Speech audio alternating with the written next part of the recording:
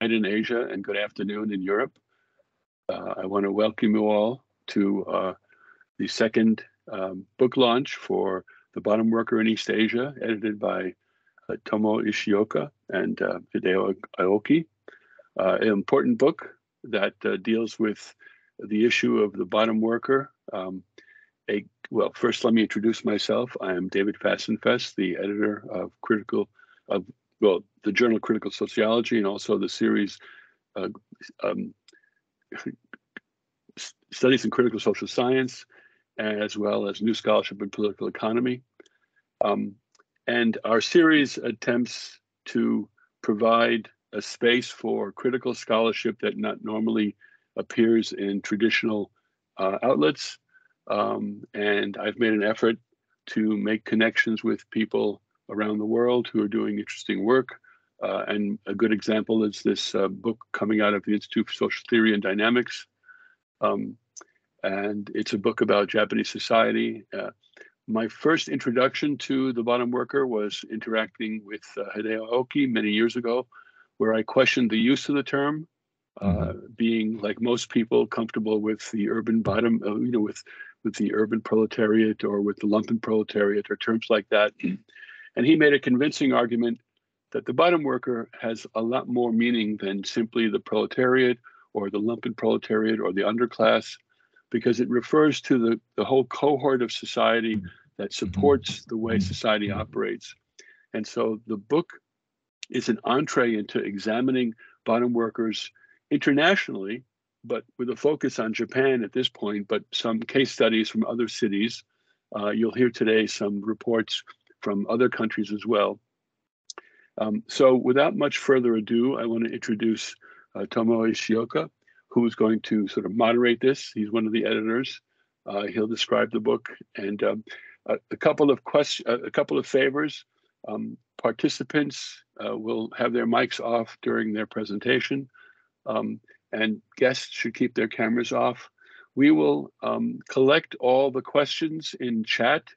If you have questions, we'll hold off till the end, and then we'll announce the questions, and speakers will have an opportunity to respond. So without further ado, welcome to the book launch, and welcome to the colleagues from Japan who will present their work in this book. So Tomo, it's all to you. Okay. David, thank you very much. And everybody, thank you so much for joining this excellent webinar from all around the world. My name is Tomonori Ishioka from Tokyo, and I'm one of the editor of our latest book entitled The Bottom Worker in East Asia. So let's get started with my screen. Okay, try that. And okay.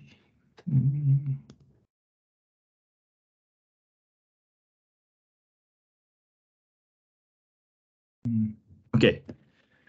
And can you see my slides? Okay. Okay. And in this webinar, 4 speakers will talk about each chapter and introduce the points to the audience. And before starting each presentation, I will show the audience some points of today's webinar. And please see this slide. This is the cover page of the book, and on this cover page, you can see the people on the street. The photo was taken by a Japanese photographer who is involved in social movement activity in Tokyo, especially the anti-poverty movement. You could see plastic bags and carrier bags that people brought with them. This photo implies that they are homeless people. They do not have a stable shelter, and they are always moving from place to place in Tokyo, looking for opportunities to earn money and materials for living. This book, our book, considers the working and living condition of such people. And another point I want to share with you all is that the book this one, the book is a product of the members of the Institute on Social Theory and Dynamics, as David already mentioned. The Institute is run as an NGO, a non-governmental organization, and about 90 scholars working in various universities, mostly in Japan, they are members of this institute. The institute is a gathering of critical sociologists in Japan. So if you are interested in the institute, please feel free to contact us through this website. And before start entering each chapters, I'd like to share with you the contents of our book. The book is constituted by 3 parts. And first introduction. This introduction is written by Hideo Aoki, one of the co-editor of this book. But unfortunately, he is out because it is too late for him. And the part 1 is a theoretical consideration part, and the chapter 1 is I wrote chapter 1, and I focus on more life world perspective. And chapter 2, written by Hideo, he focused on more structural aspects, structural consideration regarding the concept of bottom workers. Then part 2, we will give you the readers, the international case studies. But today, we focus on chapter 4. It takes up the case study of marriage migrants in South Korea from the Philippines. So Filipino marriage migrants case study is chapter 4. And today's second speaker, Dr. Kim, she will talk about this chapter. And also, chapter 7, today we focus on chapter 7, and it's about microcredit beneficiaries in Bangladesh, not Japan, Bangladesh. And Dr. Sakamoto will talk about this chapter.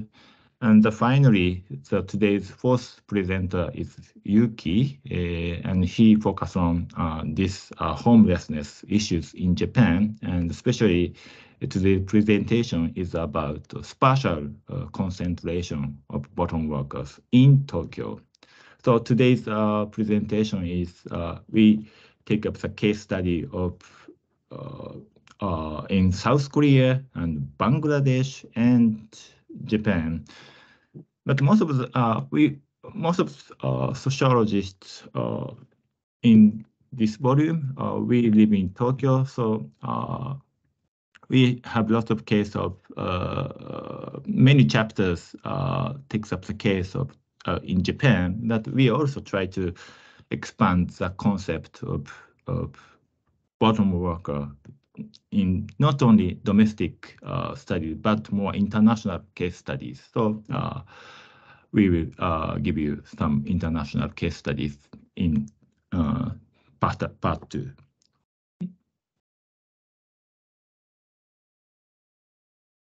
And also, before entering each chapter, I want to share with all of you the general questions, more comparative questions about our book. And the first question is, as already David mentioned, why we use the term bottom worker. So bottom worker is not well-known concept, and we use this specific concept to describe the living and working condition of certain population. So why bottom worker? Why we use this concept? That's the first main questions, or more general questions. And the second question is, how does the experience of migration relate to the production of the bottom worker? That's the second question today's webinar, because the bottom worker is consisted of not only a domestic population but more international migrated people. So migration issues and production of bottom work, the connection between migration issues and production of the bottom work is also key questions in this webinar. And the third question is, how does the microcredit or microfinance service penetrate the household economy of bottom workers? And how does it trap them at the bottom? That's the third question. So most of the chapters, we focus on living and working conditions of bottom workers, but we also focus on financial issues of bottom worker in this chapter. Not only work and life, also finance is a big, important factor when we consider the condition of people of bottom worker. So today's third presenter will talk about this point. Then the fourth question is, how do bottom workers respond to structural oppression? So bottom worker is they are not only victims of the contradiction of capitalism, and also not only victim of structural oppression, but also they try to respond and they try to survive under such severe conditions. So how do bottom workers respond to structural oppression is the fourth question in this webinar. Okay. So now I want to move on to my chapter. Chapter 1 titles The Life World of Bottom Workers, Dormitory Labor, Household, and Interpretive Labor. So as I mentioned already, in this chapter 1, I will talk about theoretical consideration of the life world of bottom workers. So I use three concepts. The first one is dormitory labor, and the second one is household, and third one is interpretive labor. So I will explain these concepts to consider life world of bottom worker. And again, and the starting point, I want to go back to the cover page of the volume of our book, and I would like to explain why we used this picture for the cover. From this photo, you could feel the atmosphere of the world of people who live at bottom of society. So they are bottom people, but they are also workers because they work for a living. Even the work they do is not official and not contract work, but still informal work to reproduce their own lives. So the contributors to the book see them as workers, not just people.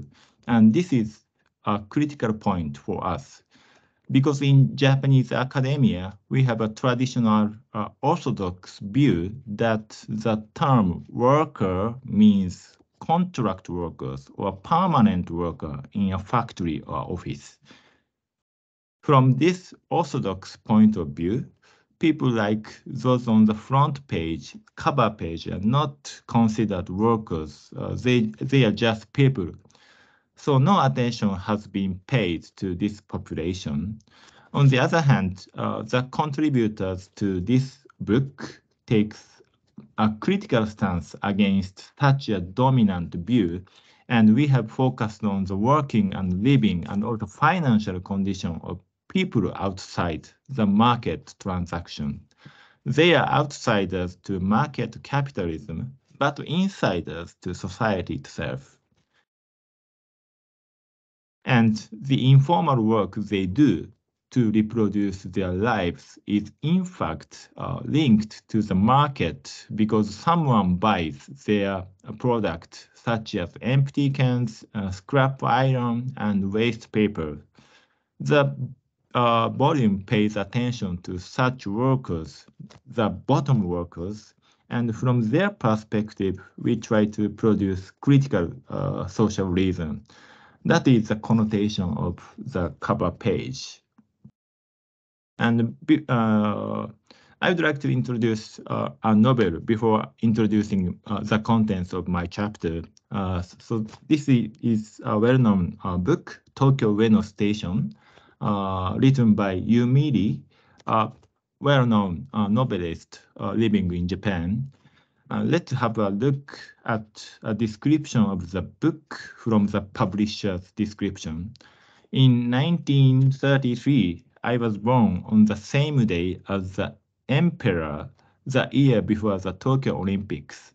A man arrived at Ueno Station to work as a migrant domestic worker. A story for those who have lost their place in the world. The book is a biography of a man, but it contains topics that overlap with what our book analyzes as sociology, such as class struggle, the emperor system, and the lives of homeless men. The words we have a red line are emperor, the Tokyo Olympics, Ueno Station, a domestic migrant worker, and those who have lost their place in the world. They all represent the hidden history of Japan as a post-war developmental state. Here I take two of these words and connect them with the discussion in our book. The novel is set in Ueno Station, which is a symbolic station of Japan's uneven development. Japan's Shinkansen line, bullet train lines, run east-west, red one, east-west, and north-south, north and south, black one. And the areas of the red east-west line is an economically well-developed area, while the black one, north-south line, remains a relatively underdeveloped area. And while the terminus for the red east-west Shinkansen line was Tokyo Station. The Tokyo Station is the final destination of red line.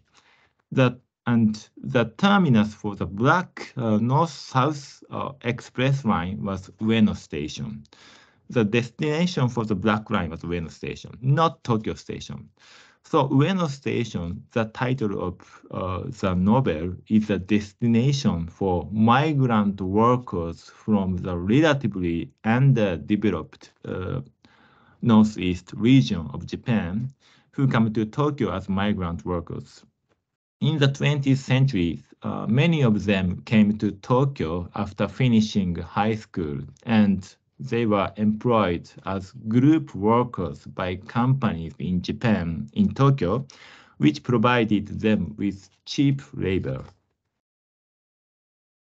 Among the keywords in Yumiri's novels, the 1964 Tokyo Olympics is another important event for Japan's developmental state.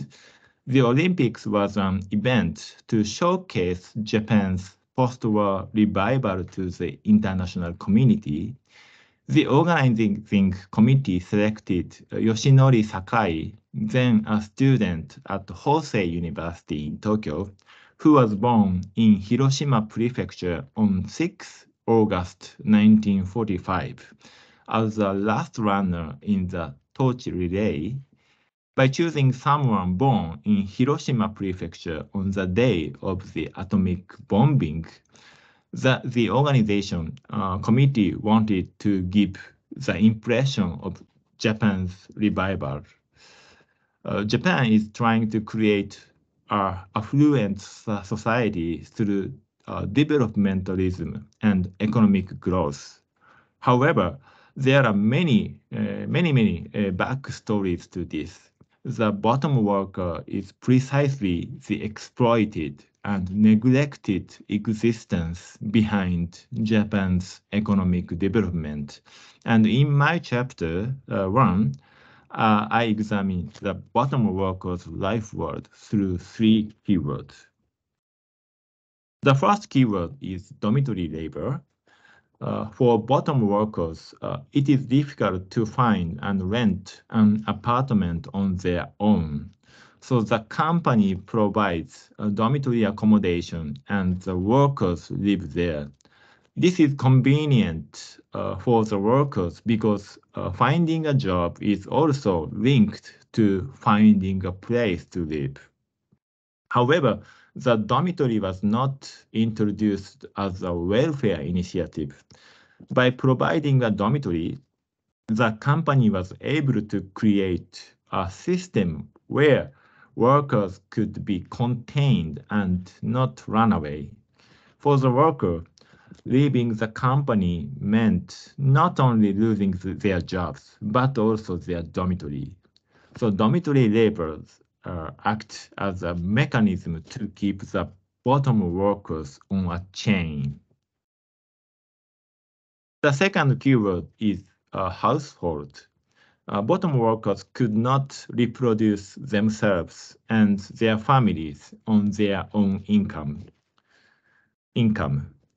So therefore, they have managed to survive by combining the income and resources of other household members.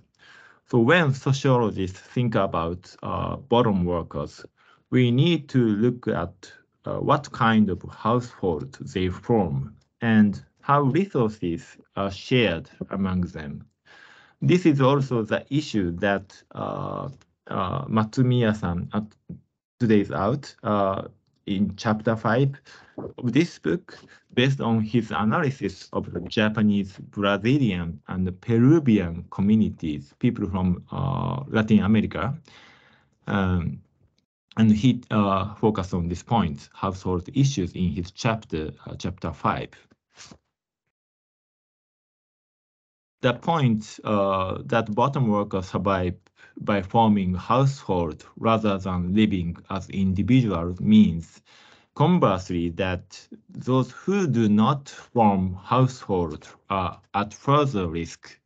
Indeed, the majority of homeless people in Japan are male, which tends to exclude men from state welfare services, and the failure to form household is linked to the formation of street homelessness.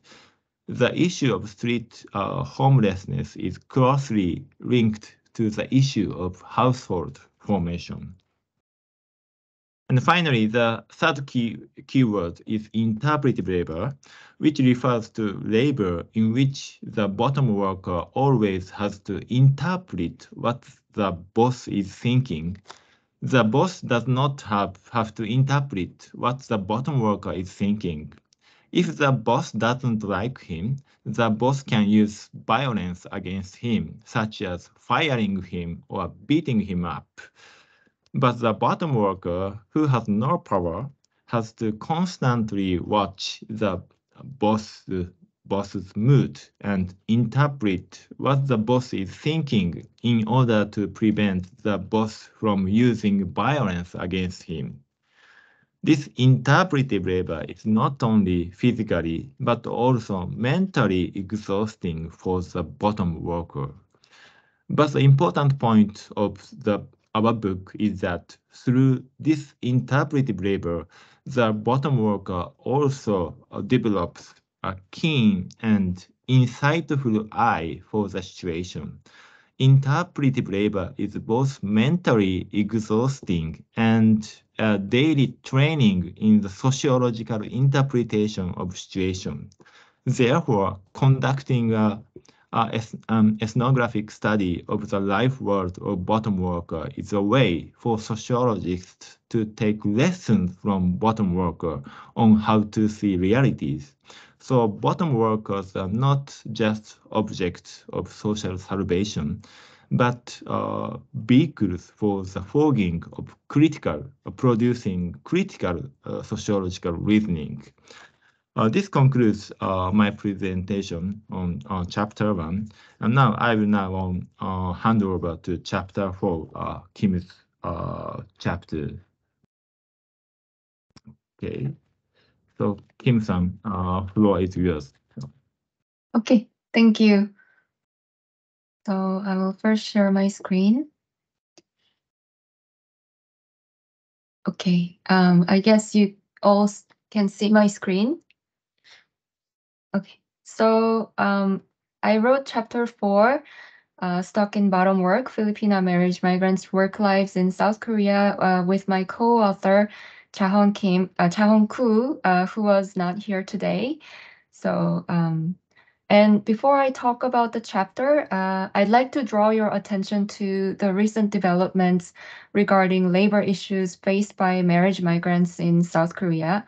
So this photo captures a rally that demanded fair treatment of marriage migrants who are working as interpreters at immigrant-related public institutions in Korea.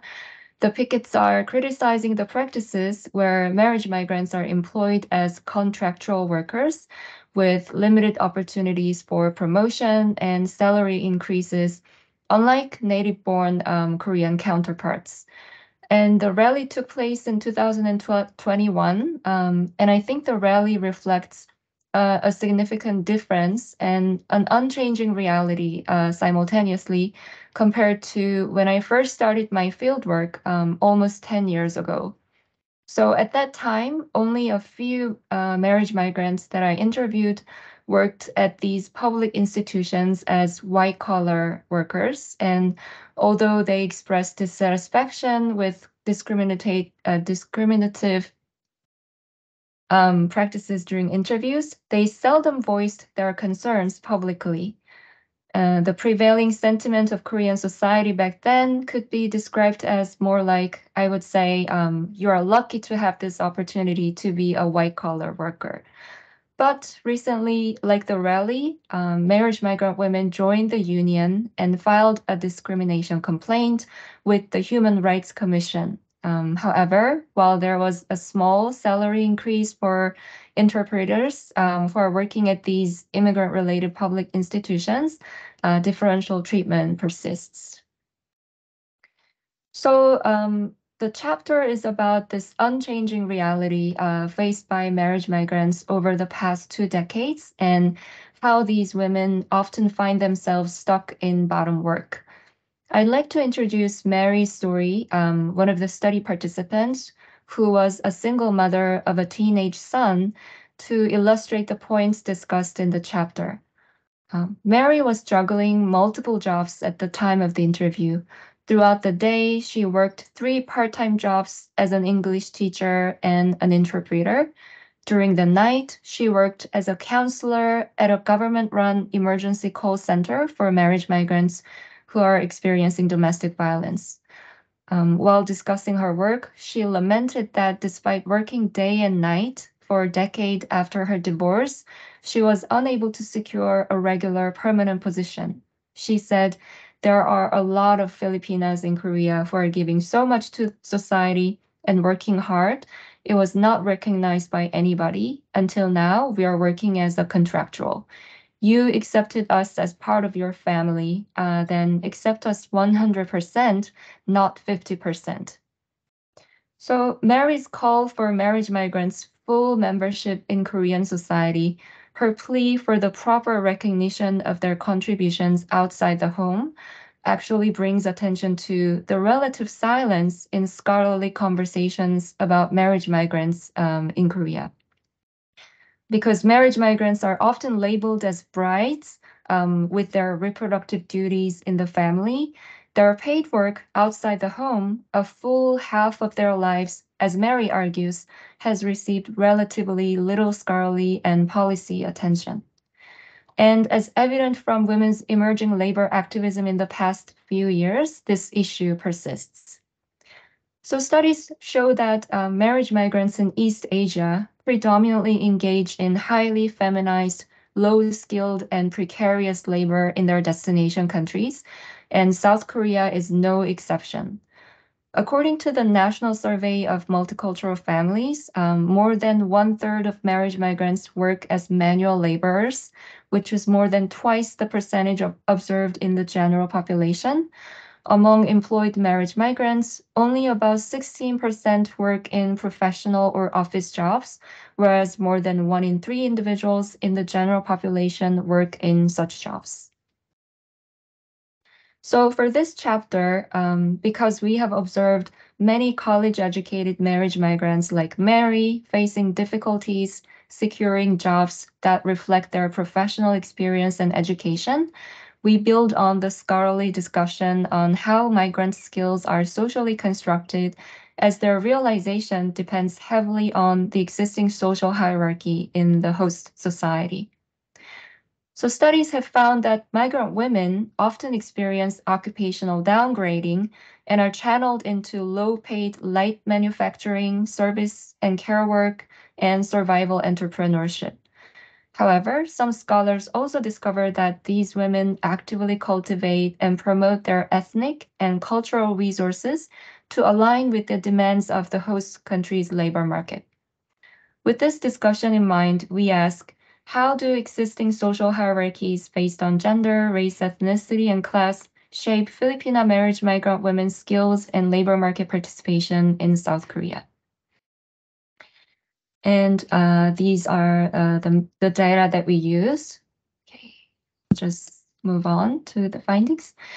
So we found that most women in this study held multiple jobs spanning various sectors and forms of employment. Women typically began their work journey with manual labor in factories. Some later transitioned to English teaching jobs, while others engaged in the informal economy. In the chapter, we analyzed the processes leading to these 3 prevalent job types, focusing on how women's skills are devalued through gendered and ethnicized, racialized evaluations of their skills. I'll just briefly introduce 3 processes for today. So first is de-skilling, which refers to the loss of access to occupations that migrants previously held because their foreign education and credentials are not recognized in the host country. To ensure economic survival of themselves and their families back in the Philippines, the Filipinas in this study were frequently channeled into menial factory jobs and low-skilled service jobs that often fell below their qualifications. More than 1 in 4 participants began their work life in Korea at a factory. Factory work was the most easily accessible type of employment, so some participants with unstable legal status also turned to factory work. We found that these factory jobs rarely offered opportunities to learn new skills or be promoted. And 1 in 5 of the participants worked in the informal economy, which includes buying and selling Philippine products to Filipino communities. This is the photo of a Filipino street market held each Sunday after the Catholic Mass in the nearby church in Seoul. And informal economy also, some of these women also took on side jobs in small manufacturing factories, such as assembling car parts at home, while others engaged in domestic work for families living on the US military base, and networking business or multi-level marketing jobs were also common. Most of these informal jobs did not require formal credentials, skills, or a formal commitment of time in an office.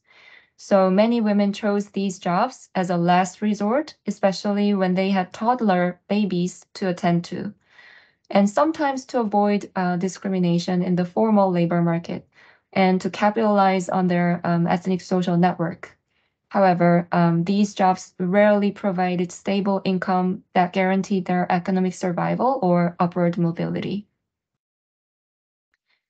Therefore, most of the college-educated women turned to English teaching jobs or interpreter jobs to leverage their skills and secure what they considered white-collar positions.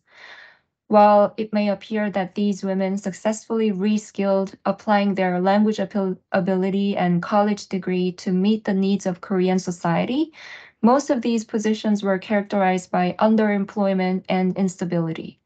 Jobs were usually part-time, temporary, and independent contract-based. The work was tended to be within the broader framework of care work, with women mostly taking on daycare or kindergarten positions, teaching preschoolers part-time or on contractual terms. This pattern reflects how these women's English language ability and teaching skills were often judged based on their ethnicity, nationality, and gender. While coming from the Philippines and being female granted these women relatively easy access to part-time daycare and kindergarten positions that focused more on caring than teaching English, they often reported discriminatory practices at private institutions with more advanced curricula and better working conditions. As a result, some of these women, disappointed by limited opportunities and instability, rather chose factory jobs that are considered more stable. We also discussed some policy implications in the book, so I think I have to stop here. And thank you for listening. Okay, thank you so much, Kim-san. Okay, so we move to next speaker, chapter 7, Sakamoto-san. It's about financial issue of bottom workers on bottom paper from the case of Bangladesh. Okay. Okay.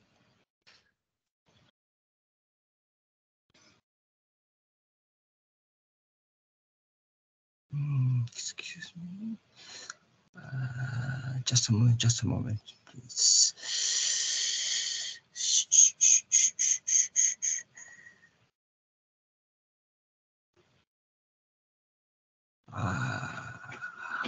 Excuse me. Okay, I can see it's right. Okay. Okay. Microcredit enhances informalization, the outcome of governmentality in Chittagong Fisher Society, Shinji Sakamoto.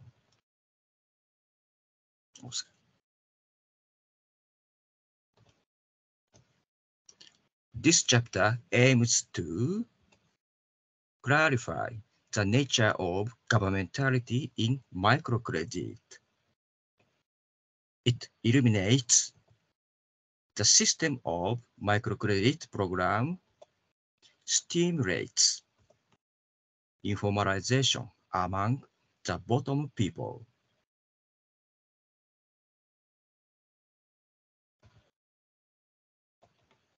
Microcredit is development assistance scheme widely presenting from the developing countries at first to the developed countries nowadays.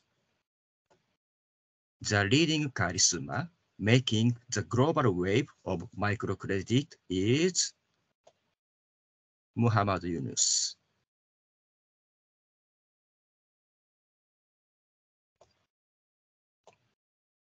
Nature of governmentality appears in the microcredit rule system consisting of plain but strict interest rate,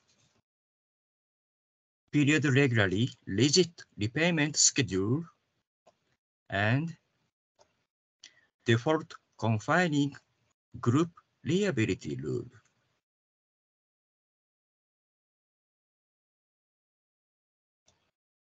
Microcredit assumes facilitation to the target people. Microcredit agencies facilitate the people to make the borrower's group.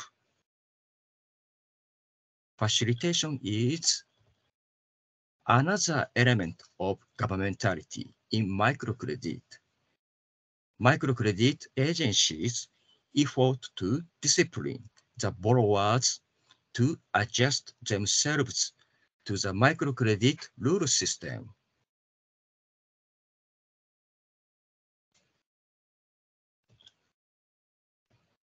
To these assumptions, the chapter shows irony of the governmentality in microcredit. Microcredit does not reduce but elevate poverty level of the bottom.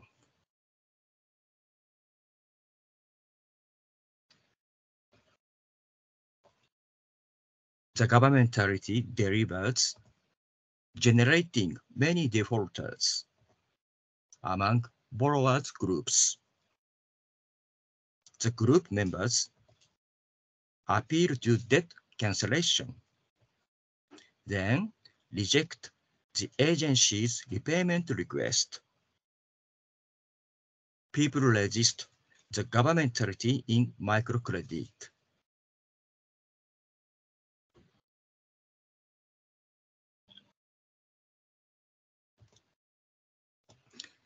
The field is Fisher Society in Chittagong, Bangladesh. Residents are the Hindu fishery jati named Jordas. Jordas make living catching irish in rainy season.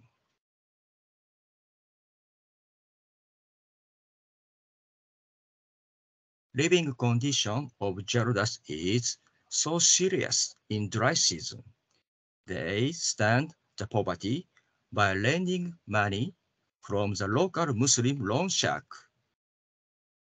Recently, marine pollution from near mega recycle shipyard scales down tremendously the catch of irish. Now, Jordas suffers from the poverty year-round.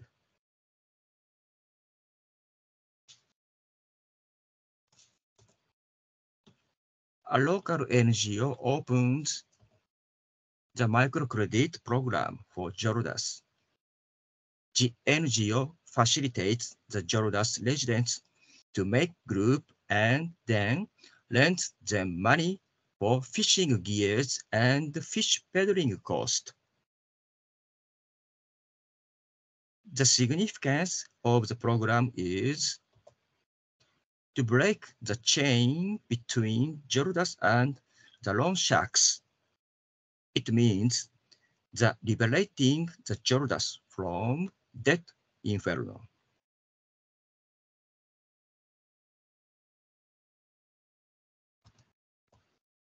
But the Jordas are enclosed in the circle of multiple loan debt, keeping financial relationship with the loan sharks.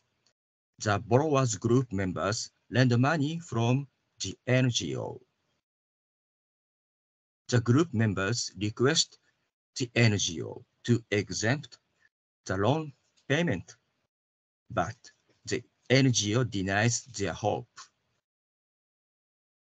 Microcredit rule system no tolerates defaulters.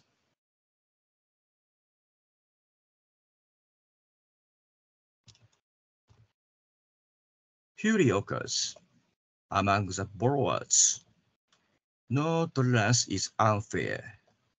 Why unfair? It is probable that moral economy effects. The borrowers convict the NGO for violating the subsistence ethic.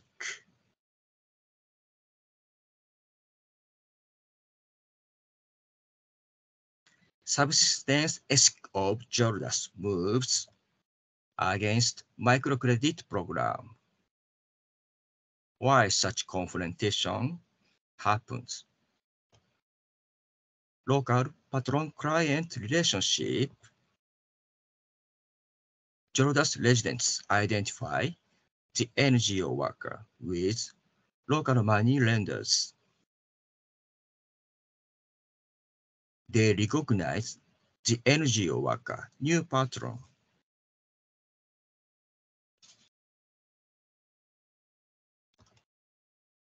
NGO is embedded in the patron-client relationship of the Fisher Society. Why? The reason is facilitation. NGO workers visit the Jordas villages and talk about the life without poverty. Such conducts reflect for the villagers as a sign that NGO is our patron.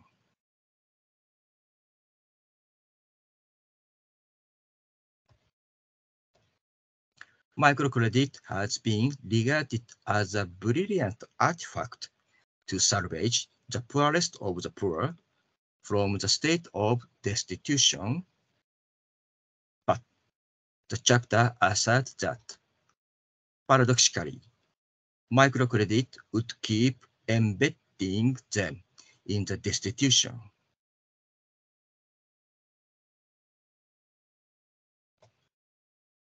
What delivers microcredit is development experts' capital-centrism. Muhammad Yunus says, given the support of financial capital, however small, the poor are fully capable of improving their lives.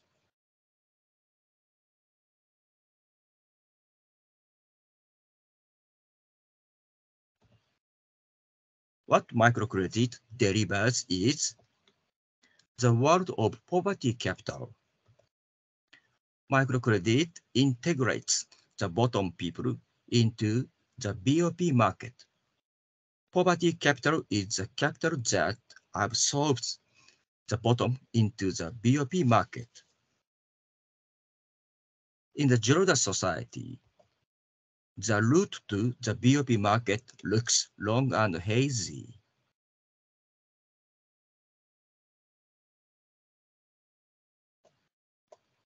Long and hazy route. Religious and caste discrimination hamper the Girodas access any jobs other than fishery. They work hard for their children's school career. It is probable school career may give their daughters' sons least preferable jobs. Certainly, these jobs should be sweatshop and the like, because they are the bottom and minority.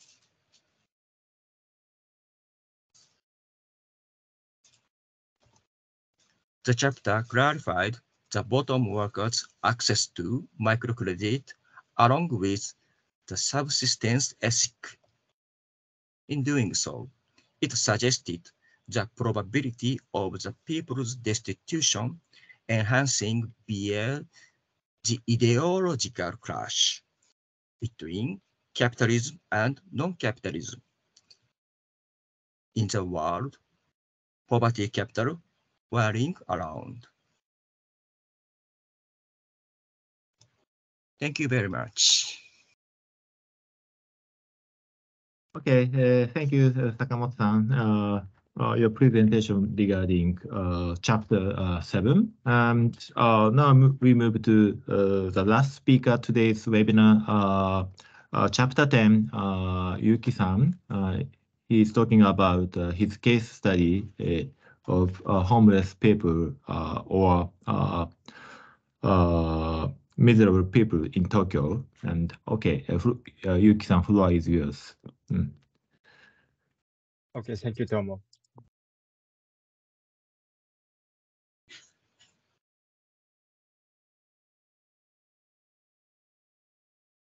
Can you see my slide? Okay. Okay. Okay, and I'm Tsubasa Yuki. I'm a PhD student of Tokyo Metropolitan University, and I've written chapter 10 of the book, whose title is Displacement and Entrapment of Bottom People in Tokyo, Urban Regeneration and Slow Violence.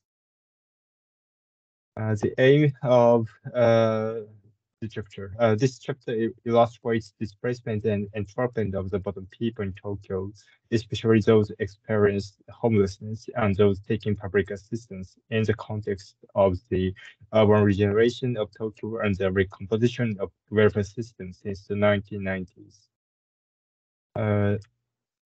The urban renewal in Tokyo has been accelerated since the 1990s after the asset bubble collapsed and the entrepreneurial urban policies were installed. It was part of time difference gentrification consists of 3 consecutive processes: the decline of the old middle class since 1980, the decline of small capitalists since 1990, and increase of the new middle class since 2000. As it goes with industrial changes in Tokyo, the process seems to be more like replacement rather than displacement. So it's being argued that the regeneration in Tokyo is less conflictual compared to gentrifications in many of Western cities like New York or Paris. However, one of the key arguments in this chapter is that when we broaden our focus to the bottom layer of the urban bottom, and when we look at not only physical displacement, but also indirect displacement and entrapment, a different picture will appear. In this session, I would like to tell you how homelessness in Tokyo have been expanded, how the welfare system has been adapted to the new situation, and what kind of problems the urban bottom face in regenerating Tokyo. So in Tokyo, the number of rough sleepers sleeping outside increased in the 1990s when Sanya lost its function as day labor market. Sanya area has been the biggest yoseba in post-war Japan.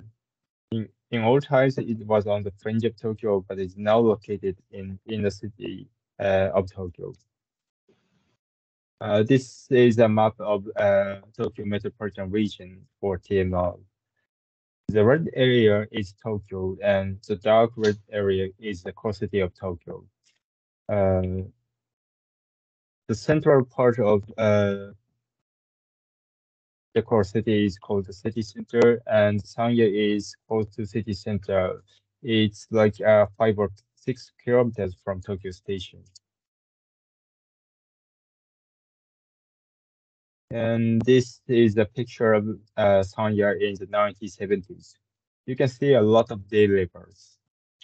Brokers called Tehaishi come to Sanya and bring them to construction sites both within and outside Tokyo. More than 15,000 of day laborers were living in Sanya in the 1960s. And they usually stay in there, a cheap hotel which has its origin in Edo period. There were many yoseba areas in major cities, and the rapid growth of Japanese economy after the World War II was not possible without these unskilled laborers. However, over time, construction industry has been rationalized, and face-to-face recruitment, which was dominant in yoseba, was replaced by other means of recruitment.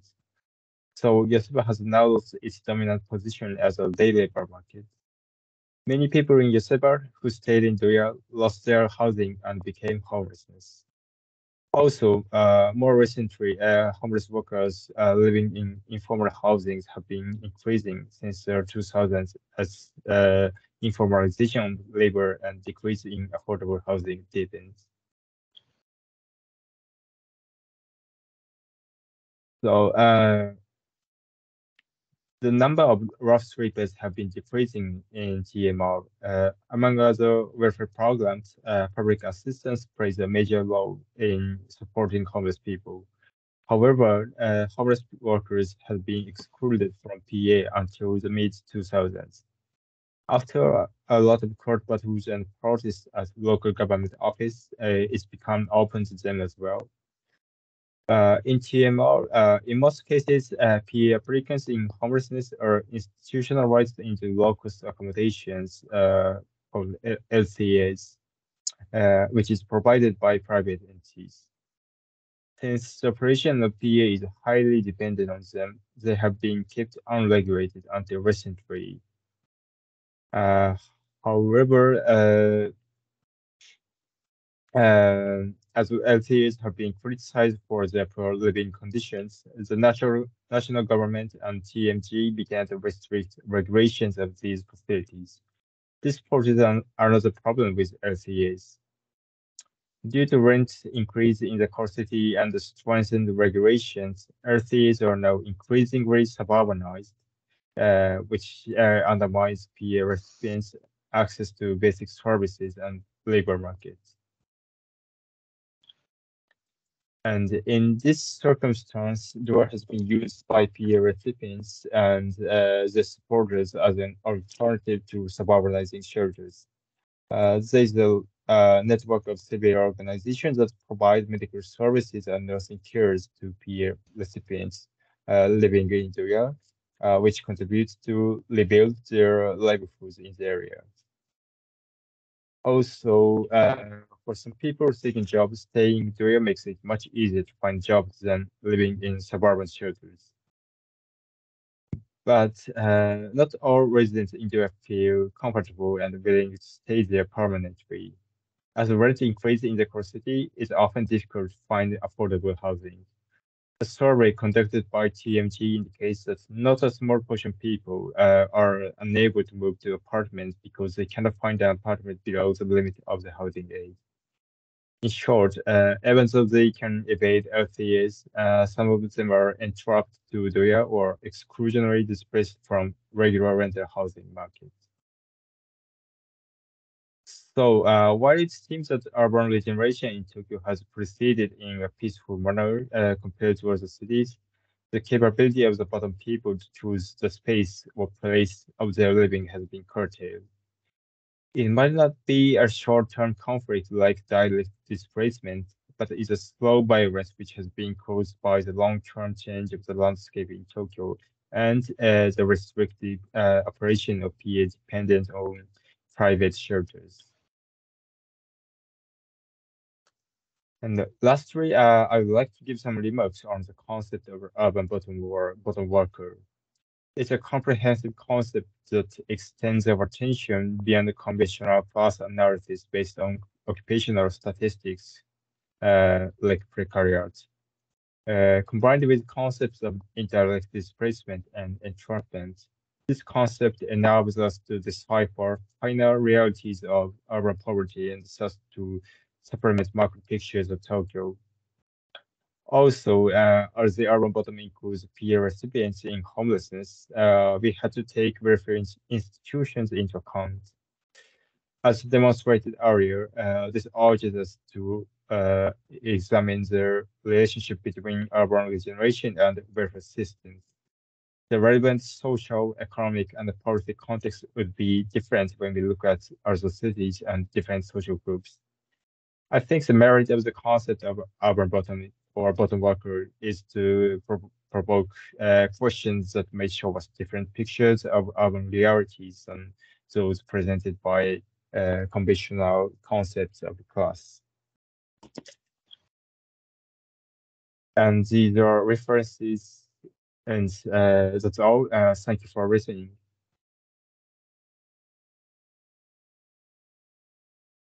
Okay, thank you so much, Yuki-san. So now we finished 4 contributor presentations. Now we open to Q&A session. Q&A session with floor audience.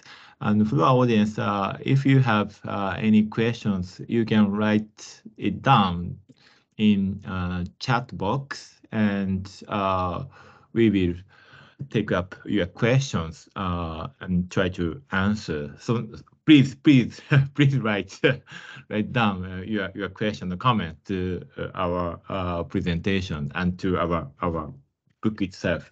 But maybe for our audience, you need some time. So first, I as a moderator, I will give simple questions to some of presenter today. So audience, please write it down your comment. But now I'm the first. I give first question to Dr. Kim, chapter 4.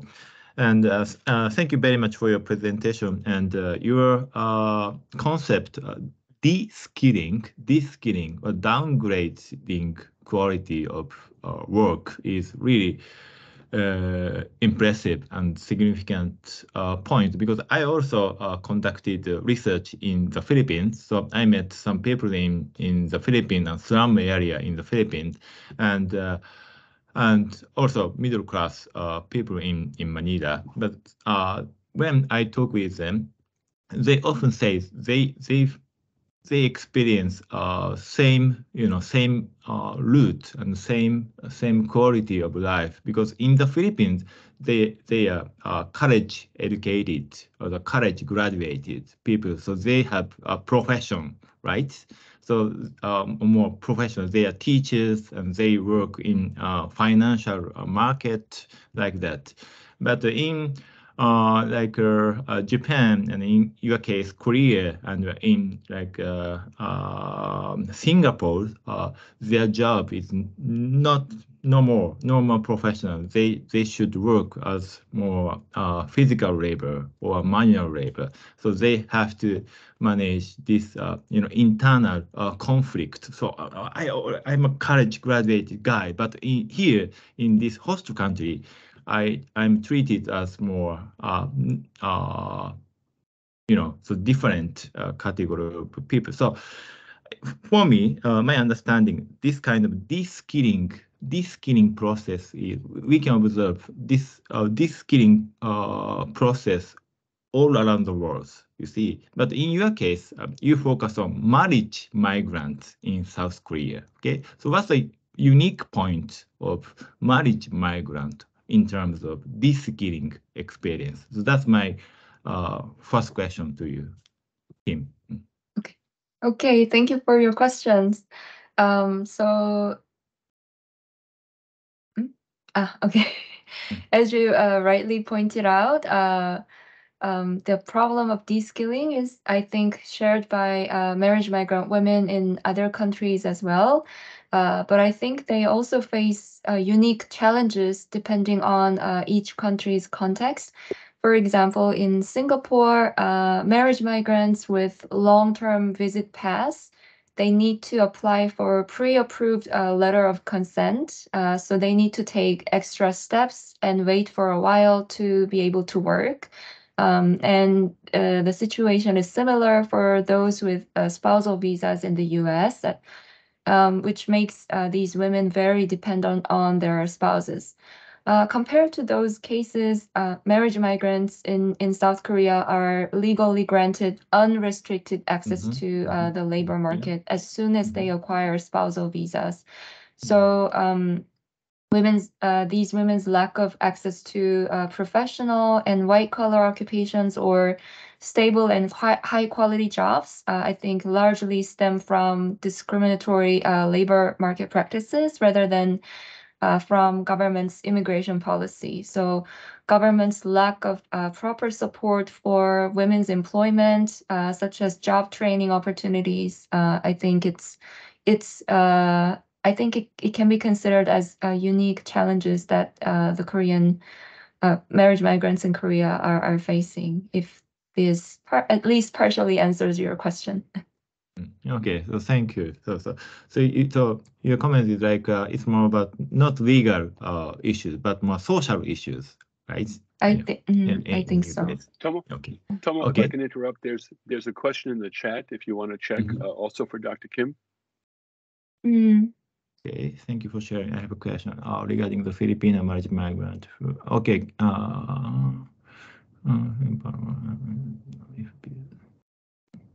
It's also about visa issues and legal issues. And the divorce status. Right. So as I just mentioned, if you acquire spousal visas, you immediately have unrestricted access to jobs. But that spousal visa, of course, depends on your marital status. So if you are separated or if you divorce your husband, then if you have not acquired citizenship or permanent resident status at the time of your divorce, then your status in South Korea becomes very precarious. So some of my interviewees, they became undocumented after divorce, and that's why they had to choose factory work, because employers, because they are suffering from labor shortages, they do not usually ask the legal status of their employees. So yes. So certainly visa uncertainty was one of the reasons for their choice, the reason why they choose these jobs that are under their qualifications. Okay. I'd like to make an observation, if I could, that what's common in a lot of countries is not so much the question of status and de-skilling, but it's the lack of recognition of certification from other countries. Of So course, if you're a licensed nurse in the Philippines and you move to Canada, there are long process to be verified as a nurse in Canada, which means you cannot be hired for many years in your profession. So it's a sort of a double-edged sword in that your status is both questionable as a migrant, but also questionable because they don't recognize your credentials. And there should be some institutionalized cross-national sort of level of certification of status. But thank you very much. Very interesting paper. That's right. That's exactly right. That's the core mechanism of how de-skilling happens, right? So that because their foreign credentials are not recognized in Korea. So thank you. But also Canada, US. I mean, it's an international problem, I think. Right. Of course. Yeah, thank you so much.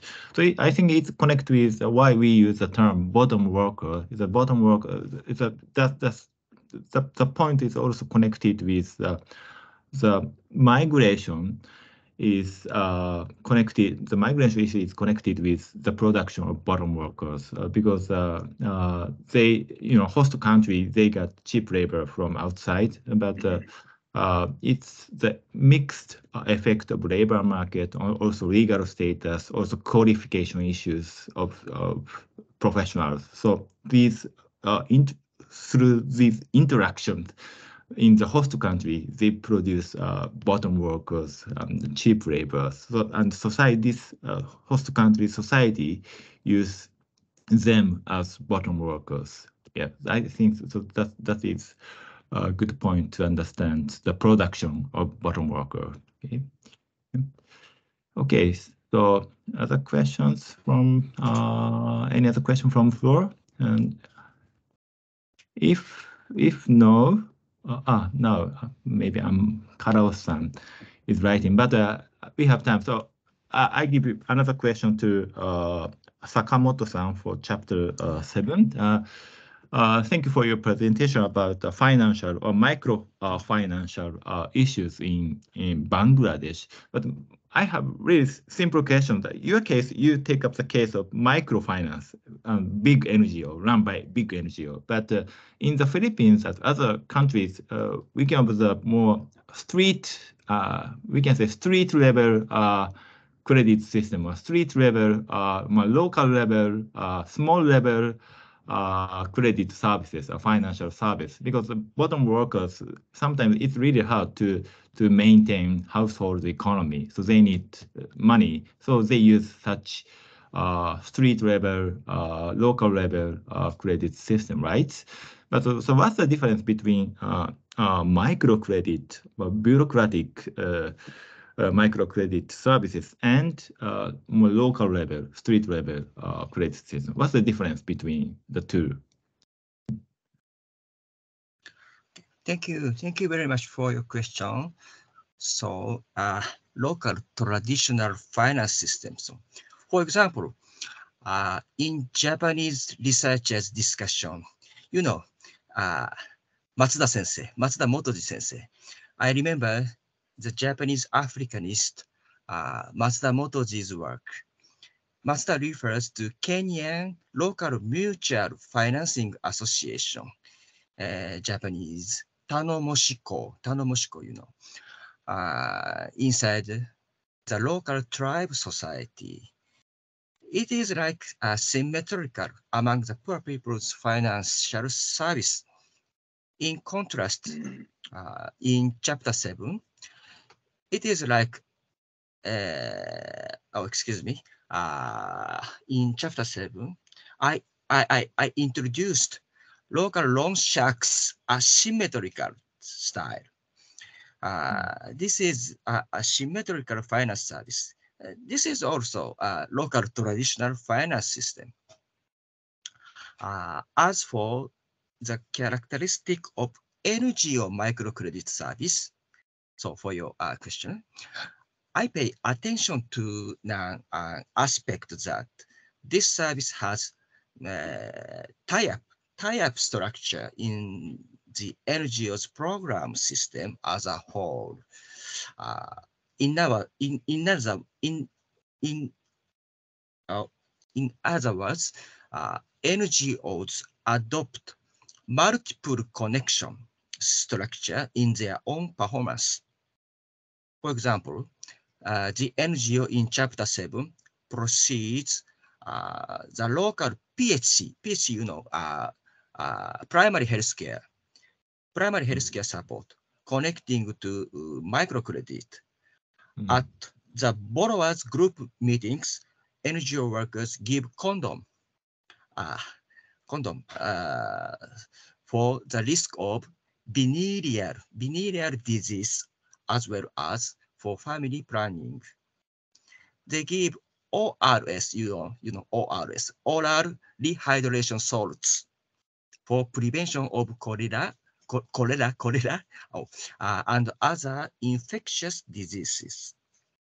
The NGO opens adult literacy classes before or later the borrowers group meetings. So, from such diverse, minute, and interconnected service system, I clearly recognize the governmentality that NGO embodies in the local society. And it is probable, I think, that such system assists to drive the irony of facilitation. I show so that Fisher people regard the NGO, ironically, the NGO as a new patron. That's my answer. Yeah. Can I understand my answer? It means it's connected with not only financial issue, it also connected with moral issue, right? Yeah. Yes. Okay, David. I'd like to make an observation about Sakamoto-san's paper, which I think is very important in that what happens on the micro level also happens on the national level. You pointed out, for example, that the environmental damage hurt the fisheries, which hurt their income, which forced them to borrow more to sustain life, and the debts put them further in trouble and keep them dependent.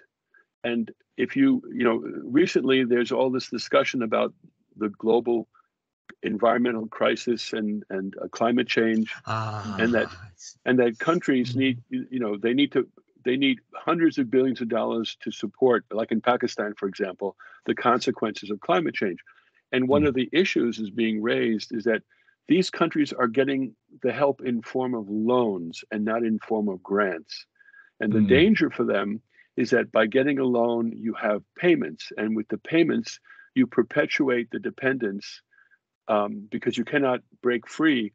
So the fact that we get loans, when poor people in microfinancing get loans, I think the strength of your argument is that it creates a greater dependence, much like on a national level, when a developing country needs to borrow money to fix climate disasters, it puts them in a further disadvantage. So I think it's a very important example of how on the micro level, it also is on the macro level. It's a parallel process. So thank you very much for your paper. Yes. Oh. And we also have a question same to Sakamoto-san and in chat box from Dr. Carlos from the Philippines. And thank you, Carlos-san. And it's a question for Sakamoto-san. Do you have any? It's interesting for her, but are there cases through sort of bottom workers that have been helped by microcredit to improve their economic standing? So in your case, the microcredit makes them more miserable, right? But in her question, her comment is: do you have observed any case to improve the people's life and livelihood issues? So how about this one, Sakamoto-san? Okay.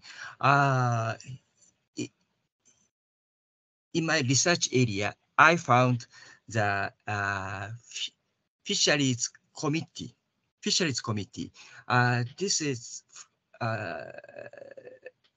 This was born from the Dead Inferno. So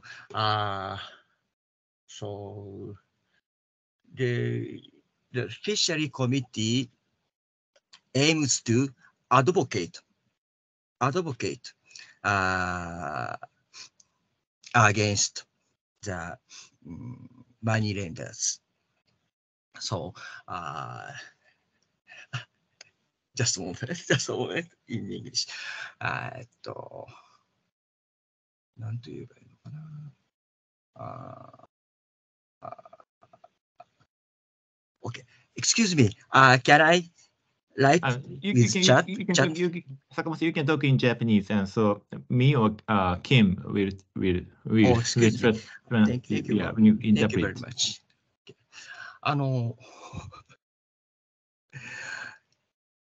漁民たちが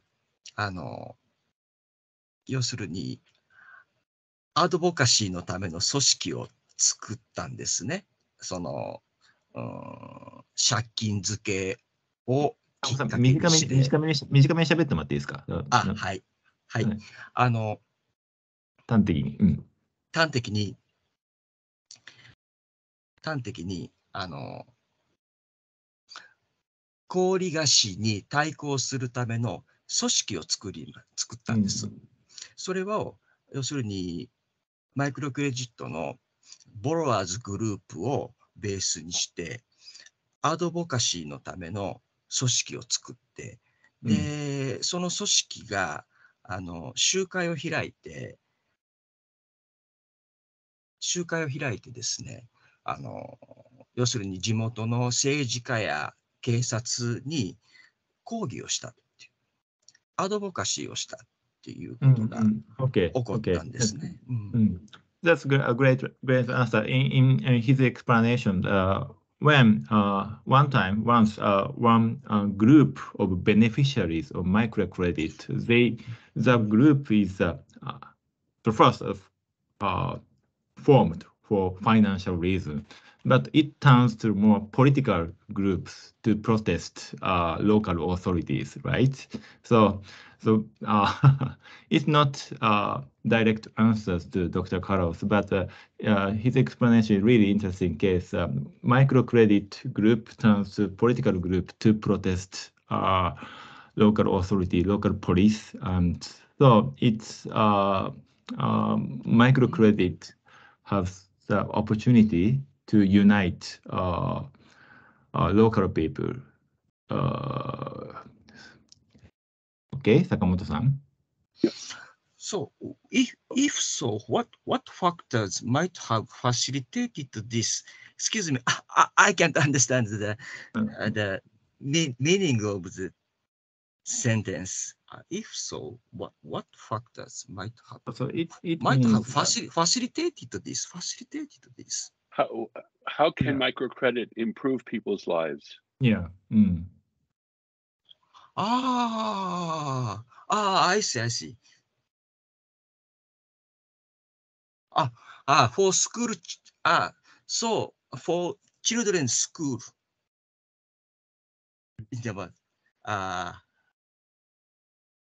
the parents can pay the cost of children's school by using microcredit. By using microcredit. Yeah. There's a follow-up. There's a follow-up question for Kim. Okay. Basically, that women are taking lower status jobs. Excuse me. If so, what factors might have? Okay. 大丈夫です。じゃあ次に行きましょうかね。Okay. Yeah. So, well, the question is, because women are taking, with higher educational background, they're taking lower status jobs. Does that mean they have given up high social status in the Philippines to go to Korea and work at low-level jobs? Or is it that their only option is low-level jobs in Korea, regardless of their status in the Philippines? Mhm. So thank you for your question, Sho. I think it's not that they they kind of I don't think they intentionally gave up their higher status in the Philippines and to choose lower status jobs in Korea. But usually, I think migration scholars, marriage and migration scholars like Nicole Constable, explain this cross-border marriages in Asia as global hypergamy.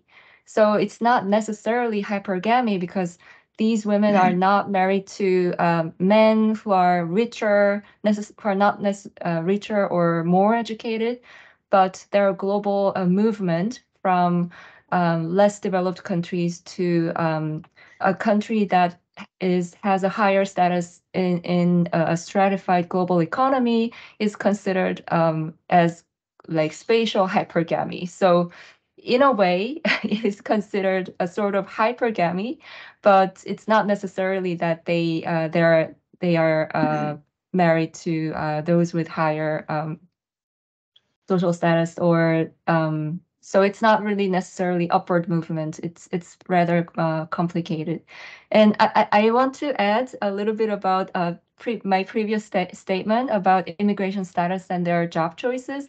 So I think I gave the wrong impression that I said like immigration status is not relevant, but I I I said that to explain how their spousal visa status is not does not have any restriction in the Korean labor market, but it's certainly related to their legal status. It's certainly related to their job choices. So their immigration status is related to their marital status, and that and stability and instability of their legal status also shapes their occupational choices. So I hope this answers your question. Okay.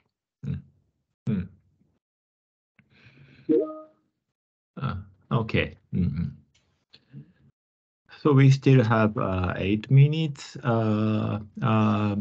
and we have questions to Kim-san, Sakamoto-san, but I want to give one question to chapter 10, Yuki-san, more methodological questions. In your presentation, you focus on more a process, right? Not event itself, but more a process-oriented research. So, and you use the term of you use the concept of slow violence. So slow violence means more process-oriented concept, right? So this methodological or sociological methodological viewpoint, what is a strong point to focus on? Not event-oriented, but more process-oriented research to understand the world of bottom workers. How do you think of this point, Yuki-san? Okay, thank you for the question. Okay, the concept of slow violence has much to do with a similar concept of structured violence. But as I said, the major difference is that the concept of slow violence clearly indicates long-term processes of structural changes. So it enables us to not only to describe unjust social structures, but also to analyze how the state and the metropolitan governments deploy long-term strategies at various regional scales, and in response, how the urban bottom worker reacts to such strategies. So in short, it charges focus on the reciprocal or reflexive interaction between state strategies and people's tactics against them. But the methodological problem is that how we can apply such a framework to concrete realities.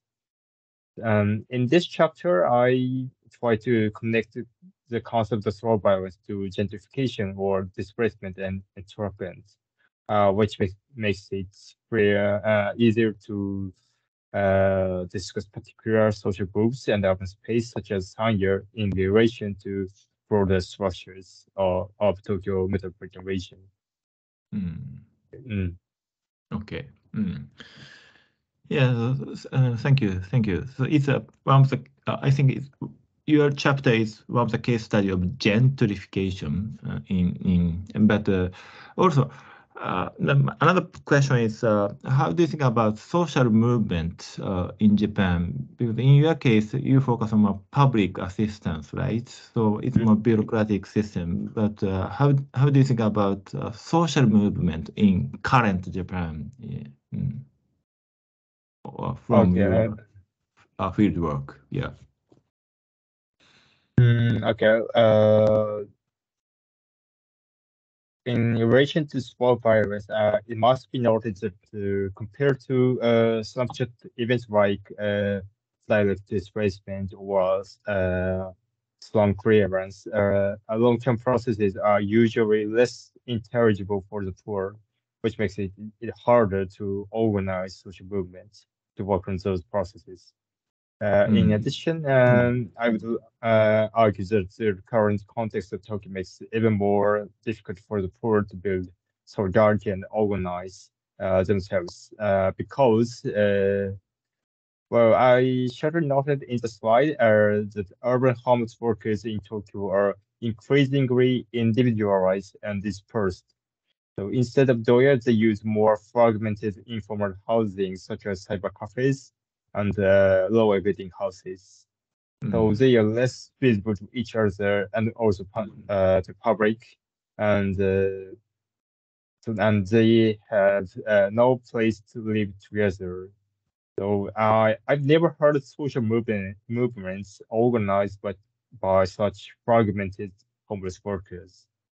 But Sanya is still home to a few hundred of rough sleepers. And in Sanya, we can still see social movement by rough sleepers against forced eviction from public spaces and their tactics to protect their autonomous space amid gentrification in Tokyo. So I cannot be too optimistic, but I believe the resilience of Sanya has an important meaning for urban politics in contemporary Tokyo.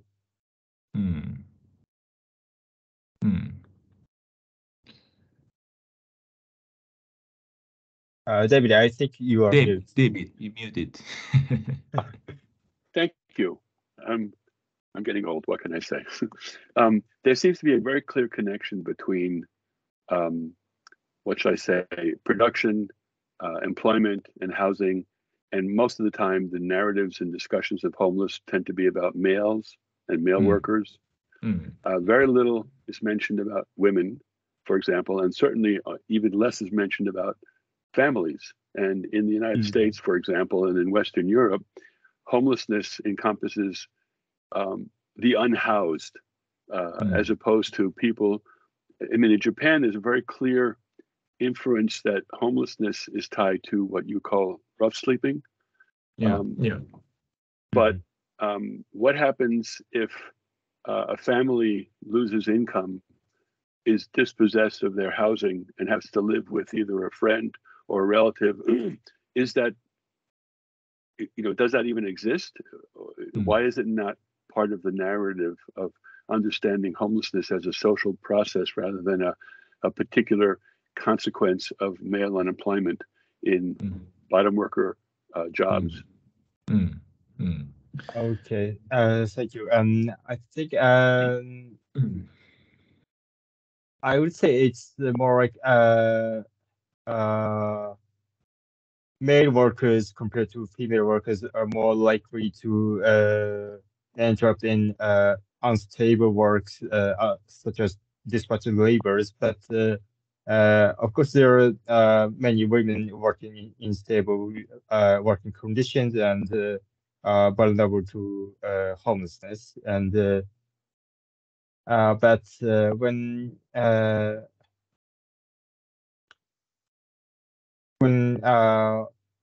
well, okay, and first you have some formal housing like a regular apartment, and so you lost your job or lost your income, and you have several choices, but those choices are like very gendered in Japan, I think.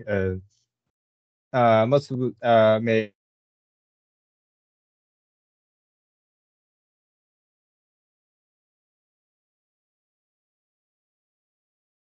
Oh, Wi-Fi is unstable. That's technological issue. I think he froze. Yes. Yeah. No, see, maybe someone else can comment, but my Yeah, concern is when you there's the image. One often sees the image of older migrant women working food stalls or selling. There he's back, selling items in a marketplace. My assumption is that they're as vulnerable to precarious housing arrangements. So it's not that there may be some solutions. My question is almost, why is there no discussion? Why do these narratives or research on homelessness almost never have data on female homelessness or family homelessness? It seems to be focused only on male homelessness and only on males who lose their, in sort of construction work and stuff. Yeah, I'm back. Yeah. Yeah, I think one point. Okay, I think one point is most of sociologists are male sociologists. so we have gender, bias. So we focus more on the streets. But nowadays, currently, as you know, we have invisible homeless in Japanese word. So invisible homeless means your case, family homelessness or female homelessness, who have shelter, but they move place to place and to find temporary shelter with your friend and with your relative like that. That's a new sociological topic in Japanese academia. But maybe one question is, our research question is strongly connected with day labor issues in 20th century. So after day labor, they turn to homeless. So that's why sociologists focus on this issue, and we use the term homeless more narrow sense. But now we stretch out the term to cover more wider range. Anyway, Yuki-san, you are back. Okay, you can continue. Okay, thank you. Yeah, actually, until recently, homeless studies in Japan has concentrated on those living in public spaces because they are accessible for researchers. But as more as a homeless people in more broad sense, they are so mobile and invisible to us. So it's very hard to access to them and collect data about them. But now I'm trying to use case files of Moyai, an NGO supporting homeless people in Tokyo, and there are a lot of data about female homeless, female people in homelessness who've been moving around their friends and relatives and boyfriends and so on, and then also there's several types of informal housings and like cyber cafes and low everything housings and so on. And so actually in the next book I'm planning to discuss about those various types of informal housings in Tokyo, in addition to Doya, in which not only male but also female homeless people are living. Wow, great! Now it is a good timing. We give information to audience. Our next project. This is our first project in English, but now we are preparing next project with David. So Yuki-san, could you explain about our future plan, our upcoming plan for our second project? Okay. As Dr. Ishioka noted in the introduction, this book was written by members of the Institute on Social Theory and Dynamics. In this book, we elaborated the concept of bottom worker or the urban bottom and analyzed their composition and dynamics in different cities in East Asia. But this is not the end of the story. Together with other members of ISTAT, we are currently working on another book. In the next one, we will discuss the urban bottom in 6 cities worldwide: New York, Paris, Tokyo, Manila, Mexico City, and Nairobi. This is our new challenge to further sophisticate the concept of urban bottom, and we expect such a challenge would provoke more questions about urban realities. Yeah, so please look forward to our new challenge. Okay. Thank you so much for everyone. Maybe you Let might me, have... Yeah, okay, David. Well, what I was going to say is thank you very much for your staying up late. I see that it's getting close to midnight in Tokyo. Yes, and so I'm going to ask anyone out there who's attending if they have any final questions. They should put it in the chat now. Otherwise, I think it would be charitable to thank our Japanese speakers and thank them for a wonderful contribution, a very important book.